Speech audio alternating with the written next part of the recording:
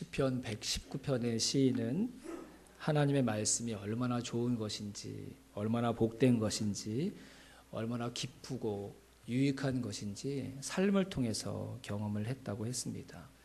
그래서 억지로가 아니라, 두려워서가 아니라 그 하나님의 말씀이 너무 좋아서 그 말씀을 더 사랑하게 되고 더 알고 싶어하고 더 가까이 하고 싶어 했다고 이야기를 했습니다. 오늘 우리가 읽었던 말씀에도 보니까 130절 말씀, 주의 말씀을 열면 빛이 비추어 우둔한 사람들을 깨닫게 하나이다, 이 말씀이 있죠. 이 말씀도 시인이 삶을 통해서 경험했던 은혜였습니다. 하나님의 말씀을 열면, 그 하나님의 말씀을 보기 위해 내 눈을 그 말씀에 고정하면, 하나님의 말씀을 듣기 위해 내 마음을 열고 내 귀를 그 말씀이 들려지는데 가까이 하면 빛이 비춘대요. 아마 깨달음이 있다, 어떤 지혜를 얻게 된다, 이런 표현인 것 같아요. 그래서 어떤 일들이 일어난다는 것이죠. 우둔한 사람들을 깨닫게 하나이다 그랬어요. 나는 잘 살고 있다고 생각했는데 하나님의 말씀을 읽고 묵상하고 듣다 보니까 내가 잘 살고 있는 게 아니구나. 나는 잘 바른 길로 가고 있다고 생각했는데 하나님의 말씀을 통해 내 삶을 되돌아보니까 내가 가고 있는 그 길이 위험하고 잘못된 길이었구나라는 것을 깨닫게 해주셨다는 것이죠. 여러분, 길을 끝까지 가는 게 중요한 게 아니죠. 올바른 길, 또 우리에게 영원한 생명을 줄 수 있는 길, 이 세상은 분명히 다 지나가는 나그네의 삶이라고 지난주에 말씀드렸는데, 진짜 우리가 영원히 하나님과 함께 행복하게 살아갈 영원한 우리의 생명의 그 삶으로 들어갈 수 있는 그 문 앞까지 바르게 가는 것, 그게 가장 중요한 일인 줄로 믿습니다. 그러기 위해서 나그네에게 가장 중요한 건 끝까지 완주하는 것이고 방향을 잃어버리지 않는 것이라고 지난주에 말씀을 드렸는데, 방향을 잃지 않도록, 내가 어리석은 길, 어둠의 길에 있지 않도록 하나님의 말씀을 가까이 했더니 그 말씀이 빛을 비추어서 나의 어리석음을, 나의 우둔함을 깨닫게 해주셨다는 것이죠. 이런 말씀의 은혜들과 기쁨, 유익들을 삶에서 경험하니까 이 시인은 하나님의 말씀을 더 사랑하게 되고 더 가까이 하고 싶었던 것입니다. 또 오늘 시인이 하나님의 말씀을 사랑했던 또 한 가지 이유를 계속해서 이야기하고 있는데, 바로 자기 주변에 이 시인을 힘들게 하고 또 이 시인에게 핍박을 가하는 사람들이 너무나 많았기 때문이었습니다. 인간적으로 너무하다 싶을 정도로 고난과 핍박이 주변에 있는 사람들에 의해서 자신에게 계속 주어지고 있었는데, 이걸 다른 방법으로는 이길 수가 없었어요. 하나님의 말씀으로 이 주변 사람들이 자기의 인생에게 던지는 고난과 핍박을 견뎌낼 수 있었기 때문에 하나님의 말씀을 더욱 사랑하고 더 가까이 붙들었던 삶을 살아갔던 것이죠. 사람들이 나를 힘들게 하지만 그 가운데 내가 혼자 있는 게 아니라 하나님이 나와 함께 계심을 말씀을 통해 보게 하시고, 우리 예수님께서 십자가의 고난을 어떻게 이겨내실 수 있었다고 그랬죠?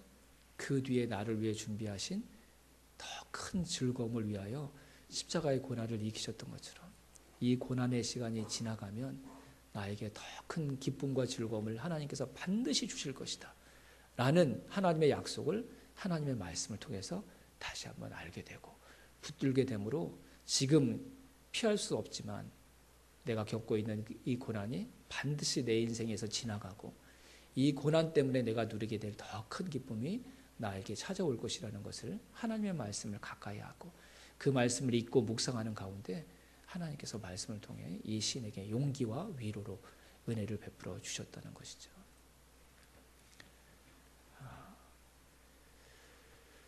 시인은 그런 고난을 이길 수 있는 비결도 힘도 능력도 하나님의 말씀을 통해 주어진다는 것을, 실제로 고난 가운데 하나님의 말씀을 붙들고 하나님의 말씀을 더 가까이 함으로 경험했기에 고난 가운데서도 길을 잃지 않고 절대로 그 고난 때문에 삶을 포기하지 않고 그 고난을 이길 수 있는 자로, 고난 가운데도 노래를 잃어버리지 않는 자로 살아갈 수 있게 되었다고 고백을 하고 있는 것입니다. 하나님의 말씀을 가까이 하면 저와 여러분에게도 동일한 은혜를 하나님께서 주실 줄로 믿습니다. 머리로 이해할 수 있는 게 아닙니다. 꼭 그렇게 우리가 살아봐서 이 시인이 삶으로 경험했던 이 은혜를 이렇게 길게 진지하게 풍성하게 노래로 고백했던 것처럼 저와 여러분들도 꼭 이 삶을 살아가게 될 수 있기를 주님의 이름으로 축원합니다. 오늘 마지막 136절을 한번 보실까요? 시편 119편 136절. 네, 다시 한번 같이 읽어보겠습니다. 시작. 그들이 주의 법을 지키지 아니함으로 내 눈물이 시냇물 같이 흐르나이다. 네, 시인이 울고 있습니다. 엉엉 울고 있습니다. 통곡하면서 울고 있습니다. 왜 울고 있죠, 여러분? 이 시인이 울고 있는 이유가 뭘까요? 시인 주변에 있는 사람들, 그들이 주의 법을 지키지 않으므로, 그렇죠? 그것 때문에 울고 있다고 고백하고 있습니다. 두 가지 이유 때문에 울고 있는 것 같아요. 악인들의 핍박, 하나님의 말씀을 떠난 자들이 나에게 가하는 그 고난과 핍박이 처음에 그냥 두려워서 우는 것 같아요. 지금은 잘 이기고 있지만 과연 내일도 내가 이들이 하나님의 말씀을 떠난 이 악인들이 나에게 가하는 이 핍박과 고난을 이겨낼 수 있을까?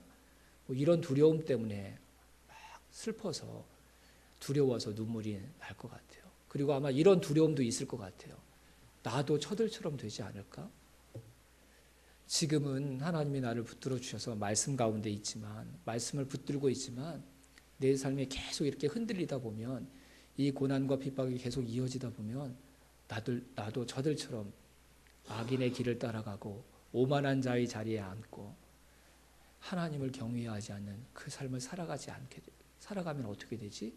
하는 이런 두려움 때문에 이 시인이, 인간이니까요, 아무리 믿음이 좋아도 이런 두려움이 없는 건 아니잖아요, 그렇죠? 그런 두려움 때문에 시인이 울고 있을 수 있습니다.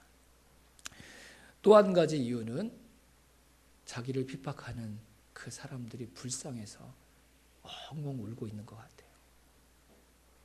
하나님의 말씀을 떠난 그들이 지금 자신들이 하고 있는 그 행동과 그들이 살아가는 삶의 의미가 무엇인지 전혀 깨닫지 못하고 어리석게 살아가는 그들의 모습, 그들의 삶이 너무 불쌍해서 시인이 엉엉 우는 것 같아요. 자신들은 잘 살고 있다고, 자신들이 옳은 길을 걸어가고 있다고 얘기하지만 그 길은 멸망의 길이고 하나님 앞에 심판받을 길이고 짙은 어둠의 길이고 죄악의 밤이 가득한 그런 삶인데, 그걸 깨닫지 못하고 살아가는 그들의 모습이 너무 불쌍한 거예요.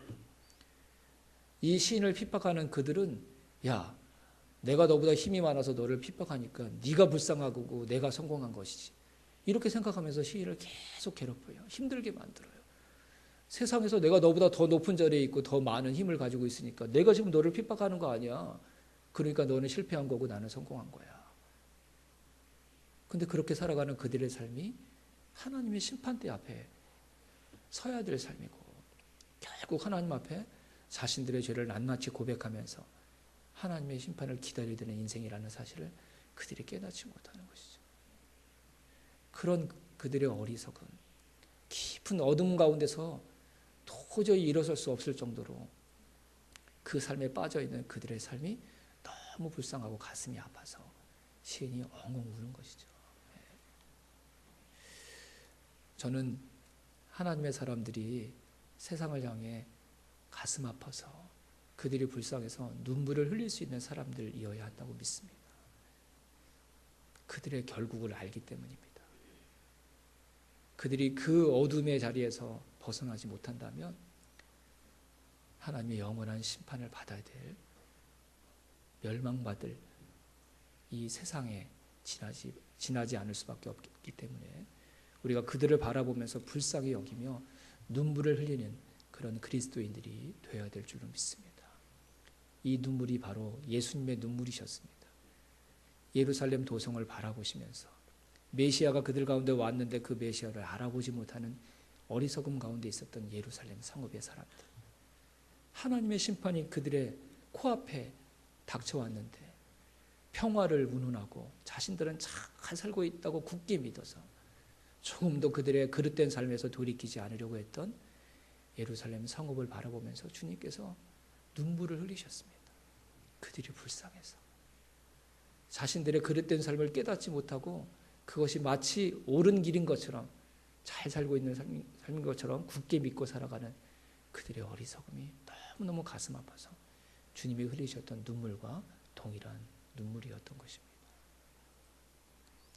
하나님의 말씀을 통해 기쁨과 은혜를 누린 자들은 그렇게 살아가지 못하는 사람들을 향해 정죄하는 사람들이 아닙니다. 그들과 다른 은혜를 누리고 있다고 내 삶에 단지 만족해서 살아가는 그런 수준의 사람들이 아닙니다.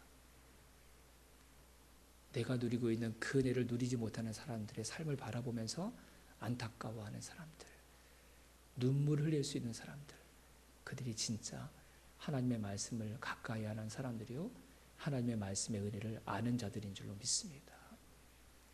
근데 여러분, 이 시인이 세상을 바라보고 나를 핍박하는 사람들을 바라보면서 눈물 흘리는 자리에 계속 머물러 있지 않았습니다. 세상을 바라보면서 슬퍼하는 자리를 자신의 영원한 자리로 삼지 않고 그 슬픔의 자리에서 일어섭니다. 그리고 하나님의 말씀을 다시 노래하고 하나님의 말씀을 다시 찬양하는 사람으로 살아갑니다. 그래서 쓰여진 시가 시편 119편이거든요. 주변에 있는 사람들이 나를 힘들게 하는 그 상황이 달라지지 않았는데, 그 사람들의 어리석음과 무지함이 달라지지 않았는데, 그들을 바라보면서 슬퍼하고 눈물 흘리는 그 자리에 머물러 있는 게 아니라 그 자리를 딛고 일어서서 다시 하나님의 말씀을 찬양하고 노래하는 삶으로 이 시인이 다시 일어섰다는 것입니다. 문득 그런 질문을 던졌어요.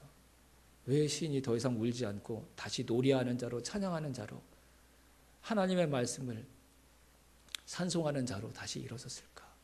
시인이 도대체 어떤 마음과 어떤 생각을 품은 것일까? 묵상해 봤습니다. 이런 마음이었을 것 같아요. 이런 마음.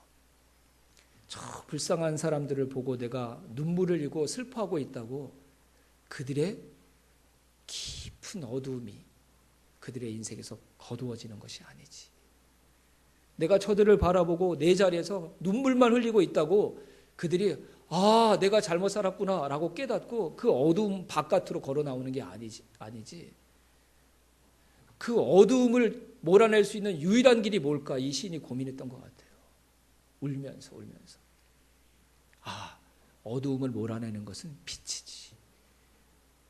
내가 그들을 향해 슬픈 마음이 있고 그들의 어리석음에서 벗어나지 못하는 그 고집스러운 그들의 모습을 보면서 가슴이 아프지만 내가 일어나서 그들에게 그 어두움으로부터 그들이 나올 수 있는 빛을 비추는 삶을 살아야겠다.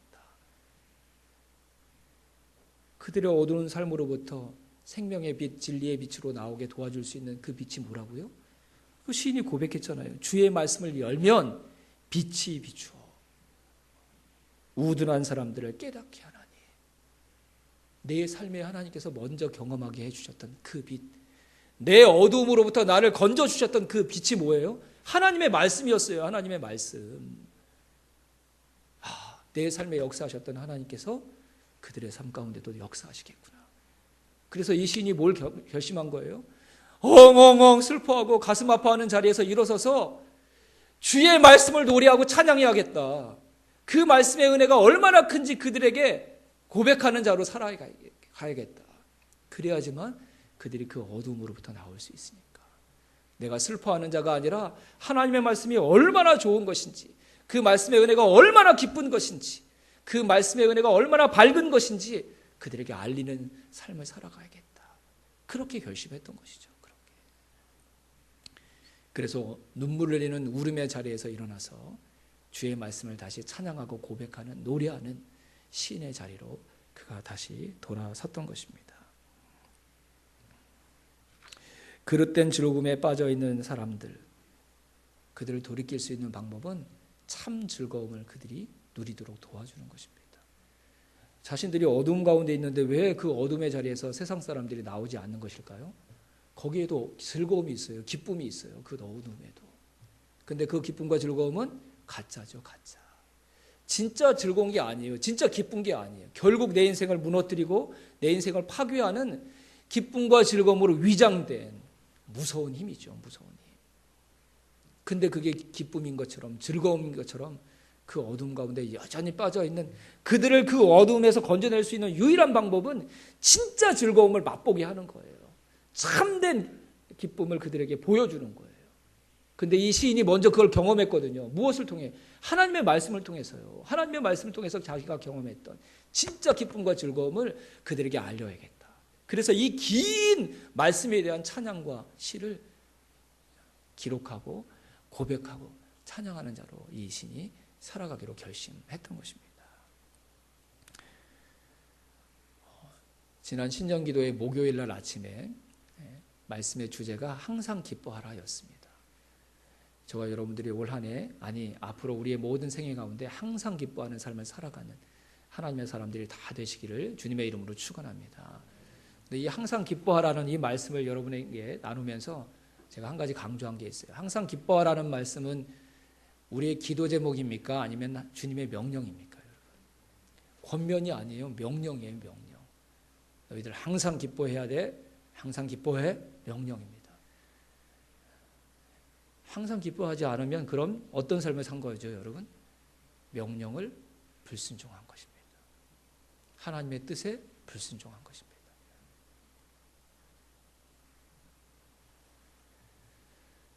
항상 기뻐하는 게 가능한 일입니까? 불가능한 일입니까? 여러분? 빨리 솔직히 얘기해 보세요. 항상 기뻐하는 게 가능한 일입니까? 불가능한 일입니까? 불가능한 일이죠. 어떻게 항상 기뻐할 수 있어요? 그건 인간이 할 수 있는 일이 아닙니다. 우리 목장 어르신들 나눔할 때면 인생은 고난의 바다입니다. 순간 잠깐 반짝하는 그 기쁨 때문에 참고 견디는 것입니다. 그렇게 말씀하시거든요. 인간은 항상 기뻐할 수 없습니다. 근데 여러분, 항상 기뻐할 수 있는 새로운 사람들이 있습니다. 바로 그리스도 안에 있는 하나님의 사람들. 그들은 항상 기뻐할 수 있는 사람들인 줄로 믿습니다. 그리고 항상 기뻐하라는 명령 그 밑에 보면요. 항상 기뻐하라, 쉬지 말고 기도해라, 범사에 감사하라. 그리고 그 뒤에 뭐라고 되어 있는지 아세요? 이는 그리스도 예수 안에 있는 너희를 향한 하나님의 뜻이다. 이렇게 말씀하셨어요. 항상 기뻐하라는 이 명령을 모든 사람들에게 주신 게 아니라 그리스도 예수 안에 있는 사람들에게 하나님께서 주신 하나님의 뜻이라고 분명히 말씀하셨다는 것이죠. 우리가 예수 그리스도 안에 있으면 항상 기뻐할 수 있는 사람들이 될 줄로 믿습니다. 왜요? 우리 때문이 아니라 우리를 당신 안에 머물게 하시는 그리스도 예수 때문에 우리는 항상 기뻐할 수 있는 사람들이 될 수 있을 줄로 믿습니다. 기쁨은 우리의 노력으로 만들어내는 게 아닙니다. 하나님께서 저와 여러분에게, 주님께서 저와 여러분에게 주시는 소중한 선물인 줄로 믿습니다. 내가 알아서 예수님 안에 먼저 걸어 들어간 사람이 누가 있습니까? 예수님은 가만히 계시는데 저 예수님 안에 들어가고 싶어요. 그렇게 먼저 자원해서 자발적으로 예수님 안에 들어간 사람이 누가 있습니까? 저와 여러분이 예수님 안에 거할 수 있었던 건 예수님의 저와 여러분 안에 먼저 와 주셨기 때문인 줄로 믿습니다. 왜 주님의 저와 여러분 안으로 먼저 오셔서 저와 여러분이 예수님 안에 있게 하시고 예수님이 우리 안에 계셨을까요? 여러 가지 이유가 있겠지만 저는 저와 여러분을 항상 기뻐하는 존재로 새롭게 빚으시기 위해 예수님이 먼저 저와 여러분의 인생 안으로 걸어오신 줄로 믿습니다. 항상 기뻐하는 그 복된 삶, 그 즐거운 삶을 저와 여러분에게 주시기 위해.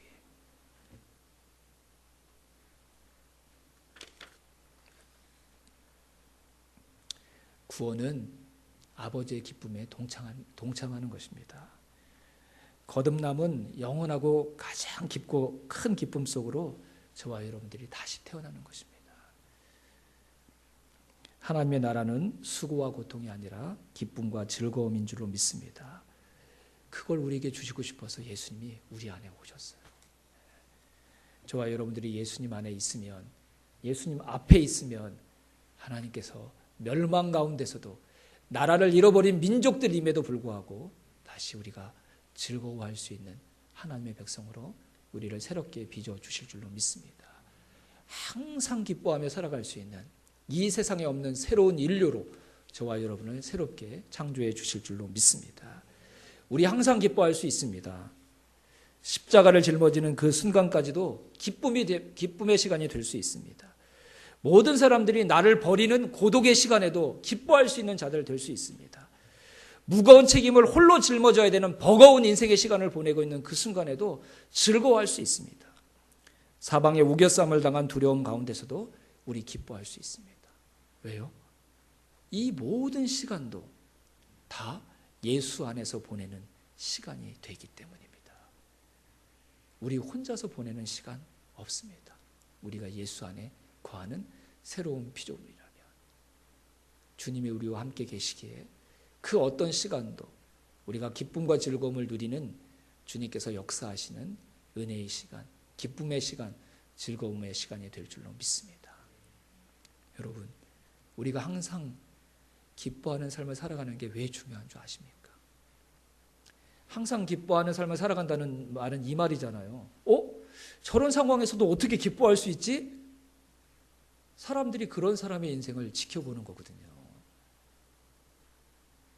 기도 많이 하고 예배 잘 드리고 이것도 귀한 것이지만 우리의 삶의 자리로 돌아가서 우리의 일터에서 사람들은 기뻐할 수 없는 상황인데 그 상황에 우리가 기뻐하는 삶을 살아갈 때 그때 교회 밖에 있는 사람들이 예수 그리스도 밖에 있는 사람들이 그 사람의 인생을 바라보는 거예요.